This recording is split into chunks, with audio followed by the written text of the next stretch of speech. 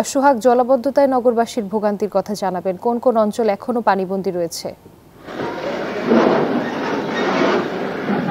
জি ধন্যবাদ রুবা, আপনি যেমনটা জানতে চেয়েছেন। আমি আছি নোয়াখালীতে। নোয়াখালী এটি পৌরসভার একটি এলাকা, হাউজিং এলাকা। এই এলাকায় আপনার গত এক সপ্তাহ থেকে এখানে বিভিন্ন সড়কে পানি জমে আছে। আসলে সামান্য বৃষ্টিতে এখানে পানি জমে যায়। আমি আপনাকে দেখাই যে গত এক সপ্তাহ কেন প্রায় এক মাস থেকে কিন্তু এখানে বিভিন্ন সড়কে কিন্তু পানি, সামান্য বৃষ্টিতে নোয়াখালী পৌরসভায় পানি জমে যায়। আসলে মানুষের দুর্ভোগের শেষ নাই। এখানে একদিকে স্কুল কলেজগামী যে শিক্ষার্থীরা আছেন এবং পৌর নাগরিক আছেন, তারা আসলে সীমাহীন দুর্ভোগের মধ্যে পড়ছেন। তো আমি আসলে এই বিষয়ে এখানে একজন পথচারীর সাথে আমি কথা বলবো। জি পথচারী যে কথা বলছে, এই যে দুর্ভোগ আপনাদের এখানে জলাবদ্ধতা নিয়ে, এটা আসলে কি সমস্যা প্রতিনিধি? ধন্যবাদ সোহাগ ভাই।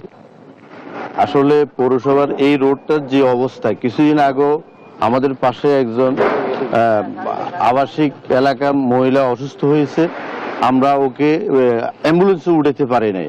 মানে এমন অবস্থার, সারা পাশে একটা শিক্ষা প্রতিষ্ঠান আছে, একটা বাচ্চা ড্রেনে পড়ে গেছে এবং পানির এখনো যে দুর্গন্ধ, এই পানির দুর্গন্ধে, পানির ইয়েতে স্পর্শে, পানিতে যারা হাঁটে পাগুলো ফসকা হয়ে যায়। বর্তমান প্রশাসন, পৌরসভার প্রশাসন দাম্ভিকতার সাথে চলতেছে, অথচ পার্শ্ববর্তী পৌরসভাগুলোতে সুন্দর কাজ হচ্ছে, অথচ এখানে কোনো কিছু হচ্ছে না। এর একটা বিহিত ব্যবস্থা করার দরকার।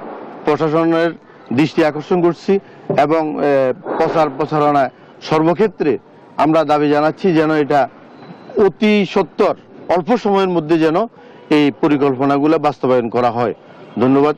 জি জি ধন্যবাদ। একজন পথচারী নাগরিক থেকে জানলেন যে তিনি তার ক্ষোভের কথা জানিয়েছেন যে পৌরসভার উদাসীনতাকে আসলে তিনি দায়ী করেছেন যে এই পৌরসভার বিভিন্ন সামান্য বৃষ্টিতে জলাবদ্ধতা সৃষ্টি হয়। তো এই ছিল আমার কাছে নোয়াখালী পৌরসভার জলাবদ্ধতা থেকে সবশেষ 30 ইস্যুতে ডুবা। সোহাগ, আপনাকে ধন্যবাদ।